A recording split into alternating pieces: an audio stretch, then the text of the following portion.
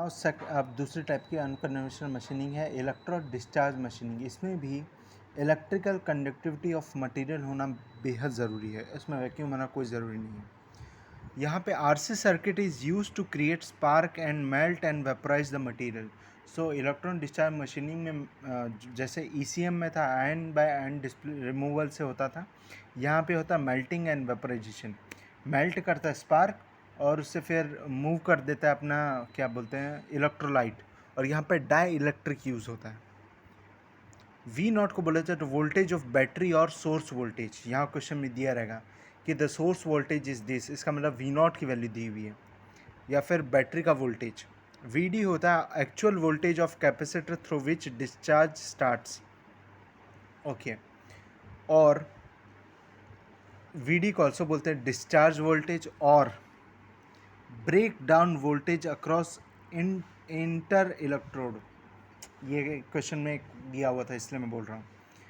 Break down voltage across inter electrode इसलिए बोलते हैं क्योंकि ईडीएम स्टार्ट करने के लिए एक वोल्टेज की ज़रूरत पड़ती है, जो एक बैरियर होता है, क्रिएशन होता है बैरियर का, उसे ब्रेक करने के लिए एक वोल्टेज की ज़रूरत पड़ती है, उसे बोलते हैं ईडी। अब क्यों ज़रूरत पड़ती कहाँ से पता नहीं मुझे, बट वीडी को बोला जाता है डिस्चार्ज वोल्टेज या फिर voltage across inter electrode, breakdown voltage across inter electrode, ऐसा उसे बोला जाता है।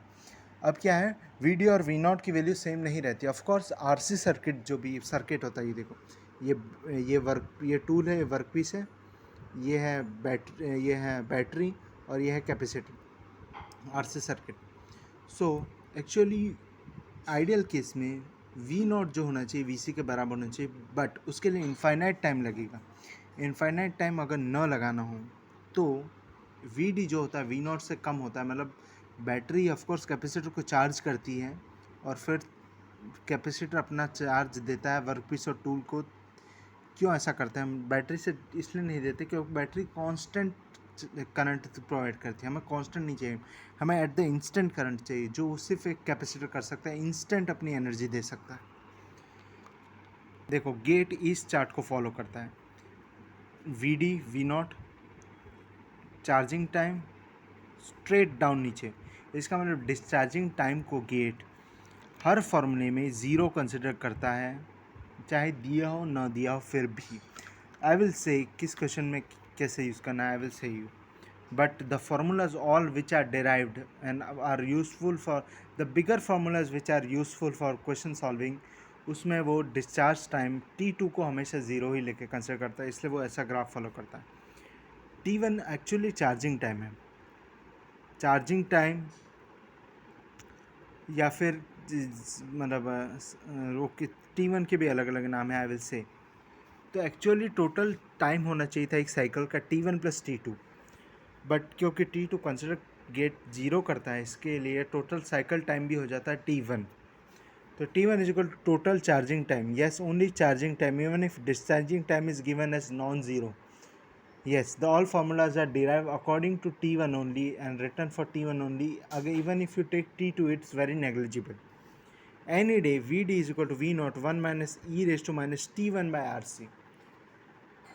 Actually वो होना चाहिए था T, but T is equal to T1 as just I said. T होना चाहिए था cycle time, but T is equal to T1. That's why we take this. In this formula हमेशा T1 ही आएगा, even if T2 is non-zero, still T1 ही आएगा. So one cycle time is equal to T1 any day. Ignore discharge time. T1 को बोला जाता है क्या क्या, charging time और टोटल साइकिल टाइम और also spark cycle time.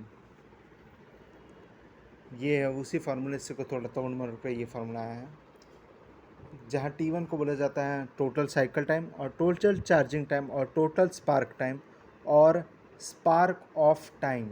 Yes, T1 को स्पार्क ऑफ टाइम भी बोला जाता है क्योंकि जब चार्जिंग हो रही तब स्पार्क क्रिएशन नहीं होता है। एक्चुअली ये तीनों तो इसके नकली नाम है, टोटल साइकिल टाइम, ये टोटल साइकिल टाइम और टोटल स्पार्क साइकिल टाइम, ये दोनों इसके नकली नाम। एक्चुअली ये सब नाम थे टी के, ये भी टी का और ये भी टी का, बट क्योंकि हम T is equal to T1 लेते हैं, इसकी वजह से हम T1 को ही टोटल साइकिल टाइम और T1 को ही टोटल स्पार्क साइकिल टाइम बोल देते हैं। उनके T1 का एक्चुअल नाम है टोटल चार्जिंग टाइम या फिर स्पार्क ऑफ टाइम, क्योंकि जब चार्जिंग हो रहा था तो स्पार्क क्रिएशन नहीं होता है और डिस्चार्जिंग के टाइम स्पार्क क्रिएशन होता है. But we consider T2 as zero, that's why T1 को बोला जाता है cycle time, spark cycle time या स्पार्क ऑफ टाइम या total charging time. Spark off time और टोटल चार्जिंग टाइम एग्जैक्ट उसके वो है वर्ड्स फॉर T1, बट ये दोनों भी यूज़ किए जाते हैं. GT ignores T2 any day, no matter what, ignore T2 discharge time even if given. अगर गिवन हो तो भी फॉर्मूले में कोई फेरफार नहीं करनी, इसलिए फॉर्मूले में हमेशा T1 ही आएगा.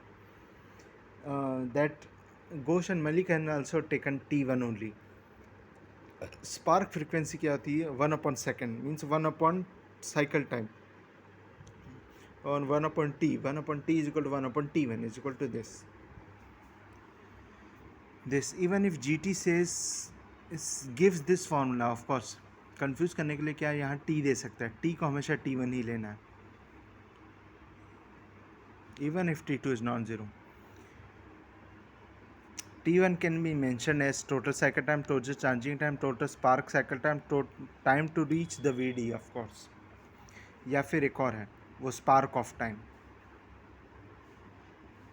देखो ये और ये दोनों इसके एग्जैक्ट वर्ड्स है फॉर T1 और ये दोनों एजम्पशंस हैं. Energy release per spark, energy release in one spark cycle of one spark cycle मतलब T1 टाइम में कितना वो होता है, तो is equal to half CVD², joule में आंसर आए. यानी पावर रिलीज पर स्पार्क और पर साइकिल टाइम कितना होगा, energy release in one spark upon total cycle time and total cycle time is taken as T1. Ignoring T2, yes, ignore T2, don't care about T2 even if given. Power is equal to, also there is one more formula, power is equal to U into MRR, any day valid. So half CVD² upon T1 is equal to U into MRR. तो MRR becomes this. Unit अपने आप देख लेना. Okay. For maximum power, this is very important. For maximum power after deriving we found VD होना चाहिए 0.72 times V0 and साथ में होना चाहिए T1 जो होता है total cycle time, total spark time, total spark cycle time, spark off time या फिर time taken to charge to take up to VD होना चाहिए 1.26 times resistance of the circuit into capacitance of the circuit. Any day resistance RC circuits should not go below, this is useless. So all the formulas are here. This is the exact formula of finding MRR, where this represents efficiency. Now there are two empirical formulas which are also used. MRR is equal to 40,000 I TM raised to minus 1.23. इसमें answer आता है millimetre cube per minute में. No need to worry, this is arbitrary formula, so he will give the unit in which the answer will come. I put in ampere necessary, TM put in degree Celsius, this is melting point of workpiece. In degree Celsius this should be put on. Don't worry, this in which unit it has to be put in, it has to be given in the question. These are experimental formula, and one more formula is there. MRR is equal to 27.4 P raised to 1.54. P represents power in kilowatt. इसका भी unit होता है millimetre cube per minute. और power क्या होता है, अभी भी just now I said half CVD² upon T1. Power is equal to energy release per second. I will show in question. Now बहुत ज़रूरी MRR के ग्राफ्स, MRR वर्सेस रेजिस्टेंस का ग्राफ ऐसा है, MRR वर्सेस कैपेसिटेंस का graph ऐसा है, MRR versus spark gap मतलब वो टूल और वर्कपीस के बीच में डिस्टेंस, और गैप होना चाहिए 10 से 125 माइक्रोमीटर. वहाँ पे था 50 से लेकर 300 माइक्रोमीटर ECM में.